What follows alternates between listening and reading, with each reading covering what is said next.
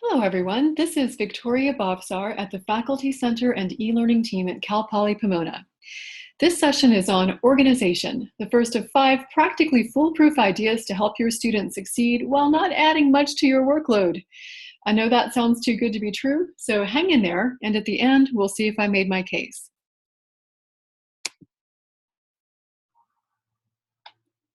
So I'd like to start by offering Bofsar's modification of Hanlon's razor. Hanlon's razor states, "Do not attribute to malice that which can be adequately explained by stupidity." And Bofsar's modification states, "Do not attribute to apathy that which can be explained by confusion or overwhelm." Sometimes when students seem apathetic and lazy, the truth is that they just don't know what to do and they don't expect to succeed, so why try?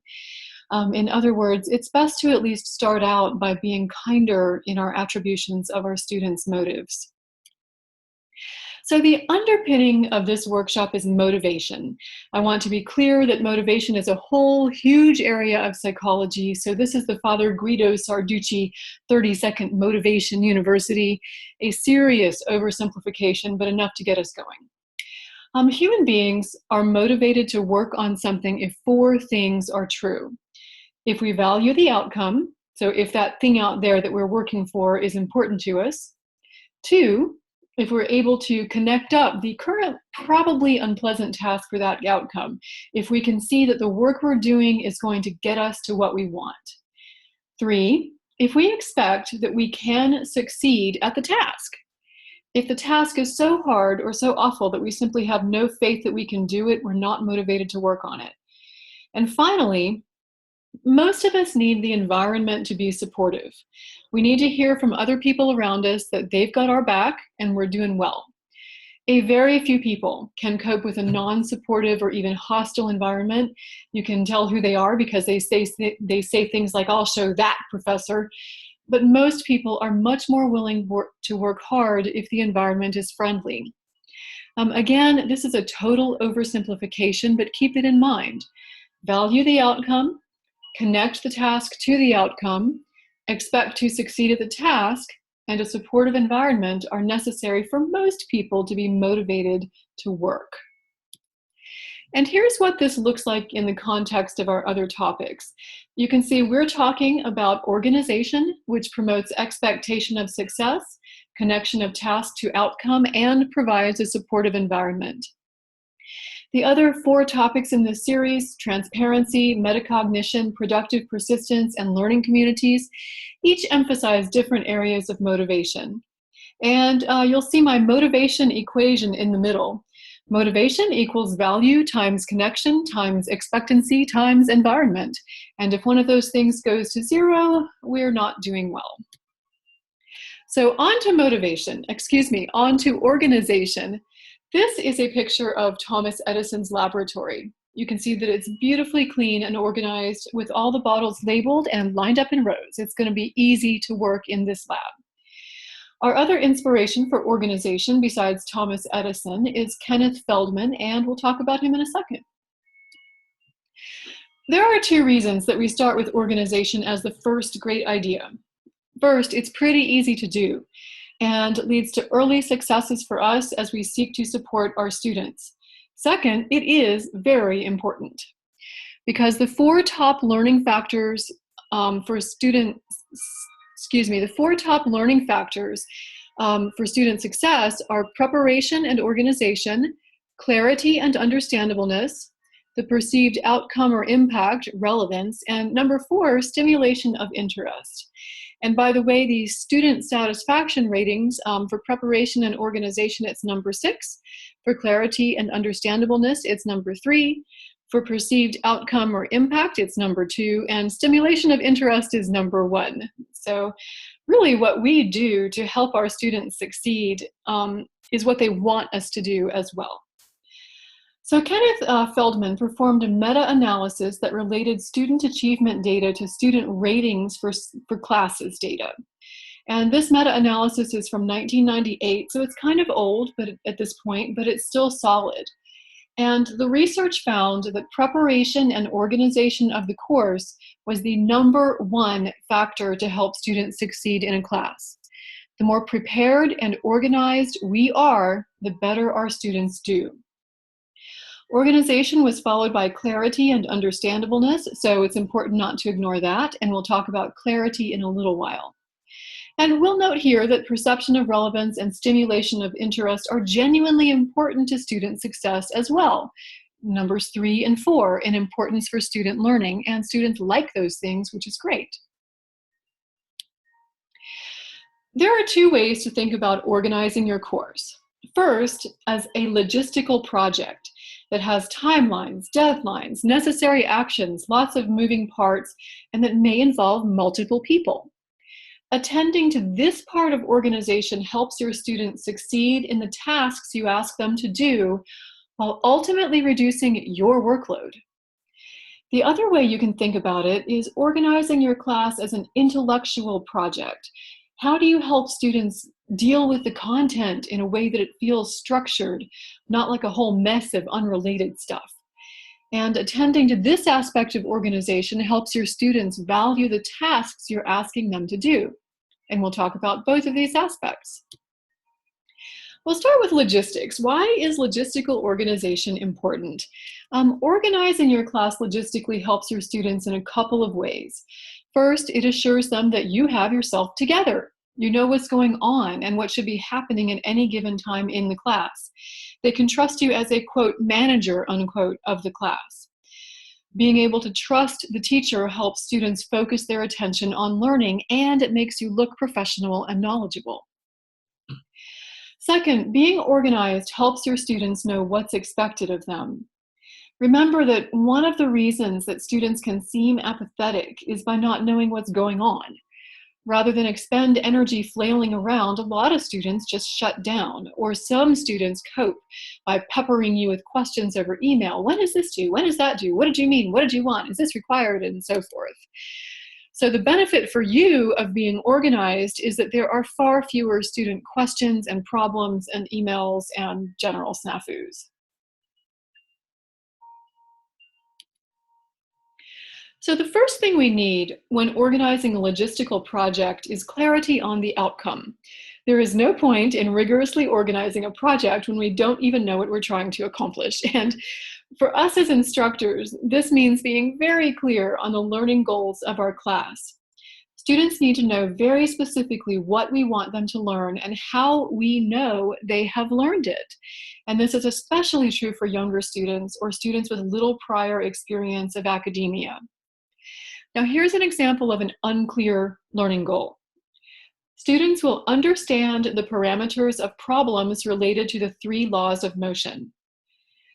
This is so huge and so wide, and it also relies on being able to read students' minds because you can't actually tell whether someone understands something.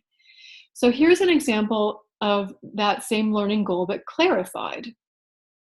Students will be able to explain how each of the 3 laws of motion applies to a specific situation. And you should probably go on to specify the context of the situation, like on Earth or in space.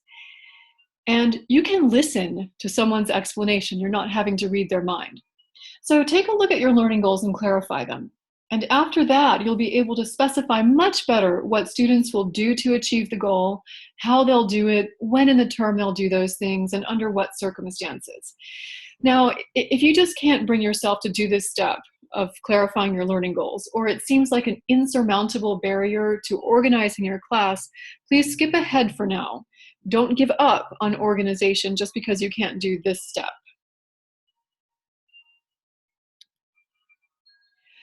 One aspect of logistical organization is to have a reasonable workload with firm due dates.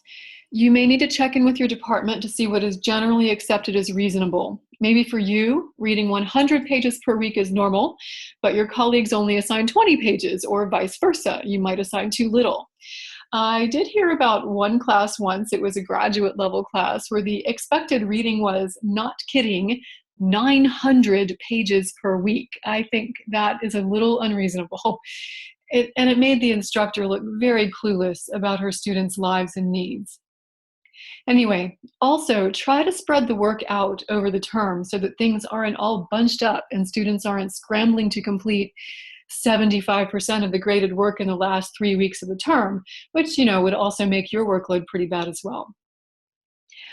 Once you've decided on the workload, stick with your due dates unless it's absolutely necessary to change. Sometimes professors will change due dates or exam dates in an effort to give students flexibility or to cover appropriate amounts of content. Think very carefully before you do this, because one, a lot of students actually do plan their time carefully, and monkeying with the dates can mess them up. Two, it kind of makes you look like you didn't think things through very well, which can slightly tarnish students' trust in you. The next part of organizing your class as a logistical project is to give very clear instructions and expectations, especially for class preparation activities, or if you're teaching an online class where you don't see the students much. The advantage of giving clear instructions is that your students are not expending, excuse me, your students are not expending precious cognitive energy trying to figure out what they should do. They spend their energy on the material. I like to use numbered checklists for instructions with active verbs. If you have the PDF handouts, you can actually read the screenshot of what I do here. Number 1, read this document, print it out, bring it to class. Number 2, read this other thing, print it out, bring it to class. 3, write down in a notebook 5 questions that occur to you as you read and bring those questions to class. This is very clear. There is no excuse for not knowing what to do to be prepared for class. And there are no annoying emails. Since adopting this numbered checklist method, I have never gotten an email from a student asking me what they should be doing to prepare. The other thing I like to do is have a student who's not in my class to look at a few examples of my instructions. I figure that if a student who knows nothing about the class or what's happening thinks that the instructions are clear, my own students will have no problem at all. Sometimes faculty worry about giving instructions that are too clear because, of course, the real world does not come with directions. In lower division classes where students are struggling to figure out college as well as everything else, it's really detrimental to their success to add the extra layer of also figuring out what the dickens you want. It doesn't help. So for lower division courses, please don't worry about students' future skills in interpreting vague directions. Give them good directions. In upper division courses where students should be more independent, it's fine to have fuzzy problems. And the trick is to tell them that that is what you are doing. One business professor I know of who teaches an upper division management course has a learning outcome of helping students to navigate fuzzy problems and the real world. So she never wrote anything down. She gave students instructions by stopping them in the hallway the way the boss would do. The key was she told them up front that that's what she was doing and they needed to deal with it. So the expectation was clear, even if the instructions weren't. And finally, a great reason to be clear in your expectations and probably your instructions is the student ratings, because students will take it out on the ratings if they are confused about what to do.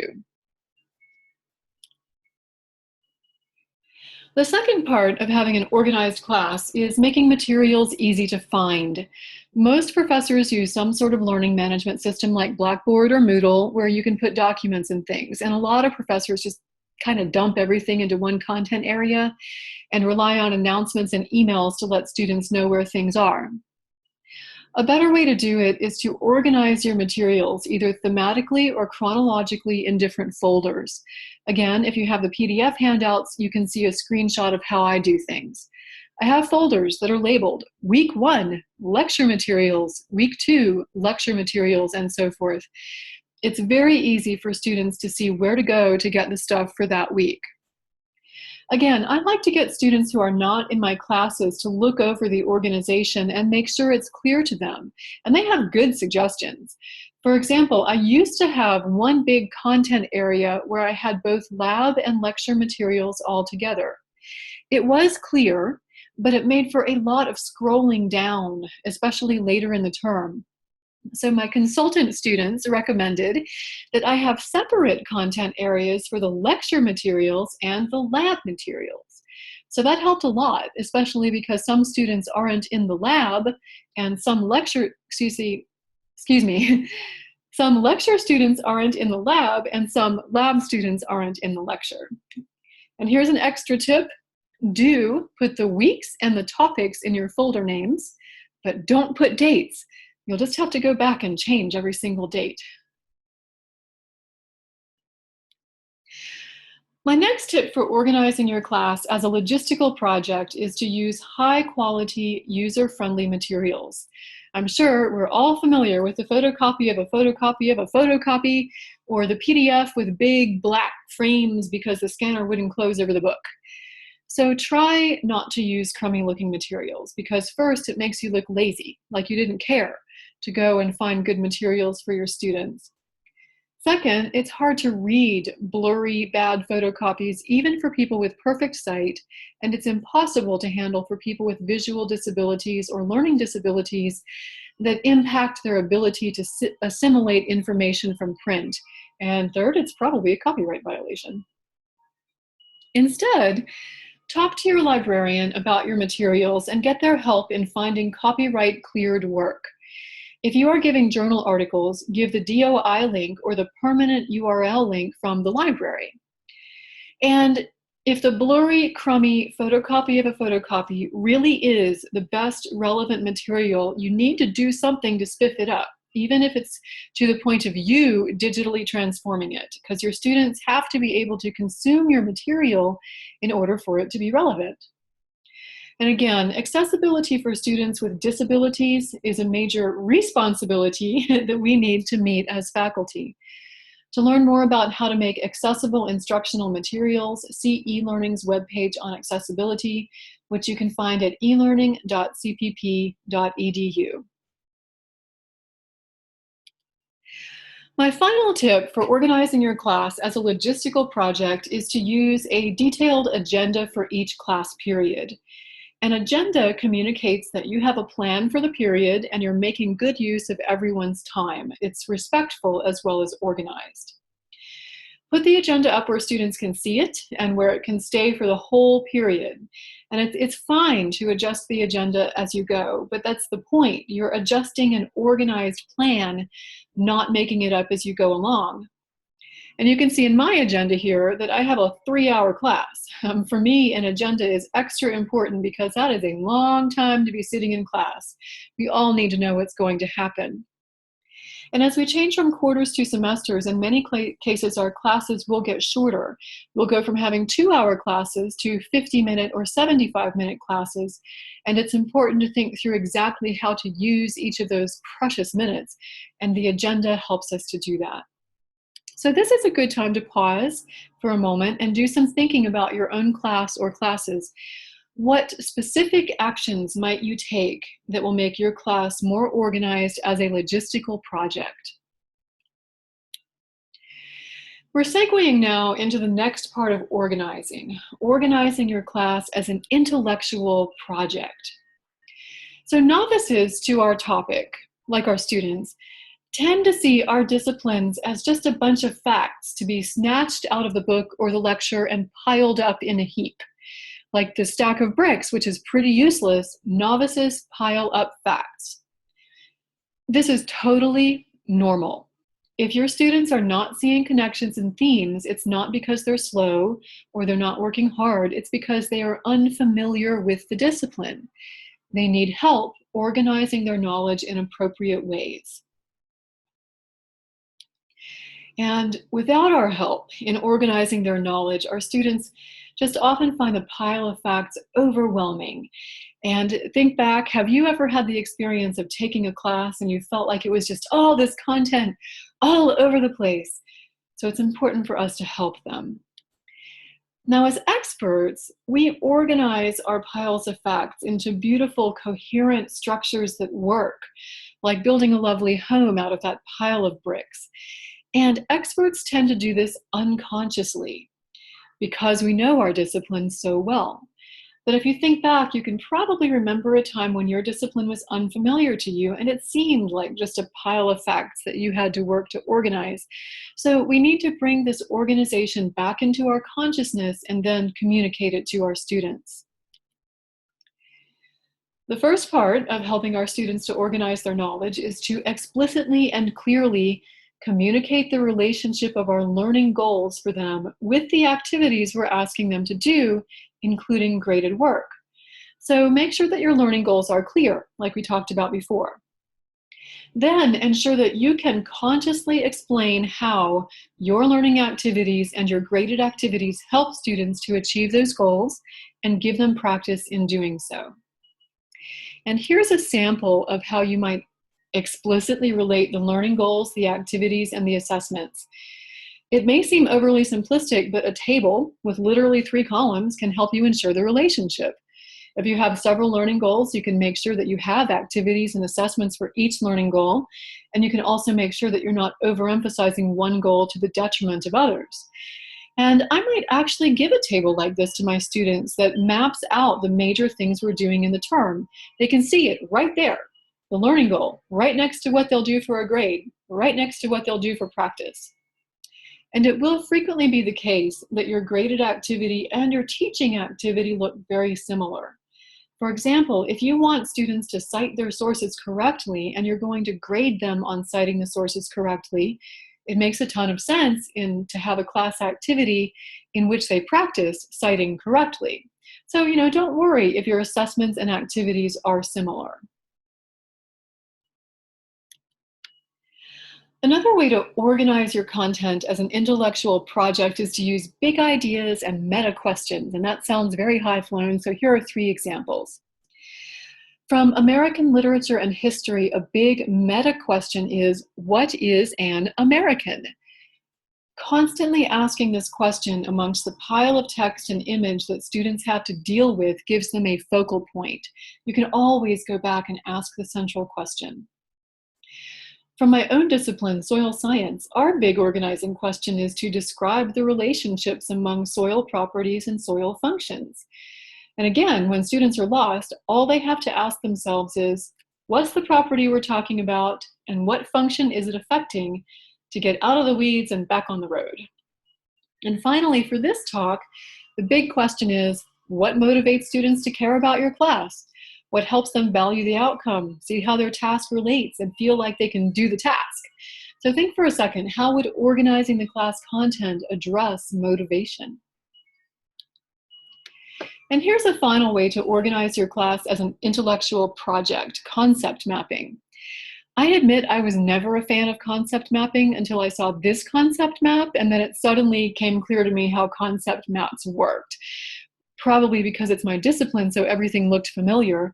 Another reason, though, is because this concept map was created by an expert. Look at the outer edges of this map. There are like 40 different topics in this class. It would be so easy for students just to snatch names like Coppice and Chinampas and Dehesa out of the air and have no feel for the relationships and just try to remember everything by repetition. But this map separates all the class content about perennial agriculture into 3 big kinds of systems, and you can tell where you are in the content by referring back to the map. By combining this map with the course calendar, students can really see both the big picture and the details, and they can know what part of that picture they're responsible for at what point in the term. One word of caution. Don't ask your novice students to generate something like this by themselves. Assigning students to do a concept map is a popular activity, but students need to be fairly advanced in their understanding to make one and have it be anywhere near accurate. Instead, give them a concept map that you make, and then maybe near the end of the term you can talk together about how they might have constructed it differently. So we'll end with, what's your big idea? What's your big idea that you will organize your content around? And did I convince you that organizing will help your students succeed without adding too much to your workload? I'd love to hear your feedback, so please don't hesitate to contact me at the Faculty Center, www.cpp.edu/Faculty Center. And finally, here are some resources for you. I won't read these. Please download the PDF handouts or pause the video to see these resources, and happy organizing.